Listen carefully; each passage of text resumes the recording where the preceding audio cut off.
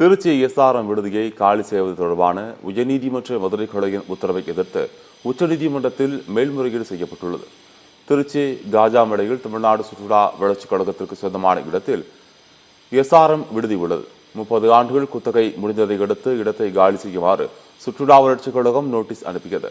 இந்த நோட்டீஸை ரத்து செய்ய கோரி எஸ்ஆர்எம் விடுதி நிர்வாகம் தாக்கல் செய்த மனு உயர்நீதிமன்ற மதுரை கிளை நீதிபதி GR சுவாமிநாதன் முன்னிலையில் விசாரணைக்கு வந்தது. அதில் குத்தகை காலத்தை நீடிக்க கோரிய எஸ்ஆர்எம் விடுதி நிர்வாகத்தின் மனுவை அரசு நிராகரித்ததை தனி நீதிபதி ரத்து செய்தார். இந்த உத்தரவை எதிர்த்து தமிழக அரசு சார்பில் மனு தாக்கல் செய்யப்பட்டது. இதனையடுத்து தனி நீதிபதியின் ஆணையை ரத்து செய்து உயர்நீதிமன்ற மதுரை கிளை ஆணையிட்டுள்ளது. இந்நிலையில் மதுரை கிளையின் உத்தரவை எதிர்த்து எஸ்ஆர்எம் நீதி நிறுவனம் சார்பில் உச்சநீதிமன்றத்தில் மேல்முறையீடு செய்யப்பட உள்ளது.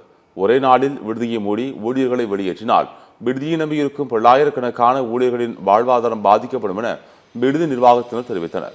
எனவே வலுக்கட்டாயமாக காலி செய்யும்படி பணியாளர்களுக்கு நெருக்கடிக்கு உள்ளாக்க வேண்டாம் என விடுதி நிர்வாகம் சார்பில் கேட்டுக் கொள்ளப்பட்டுள்ளது.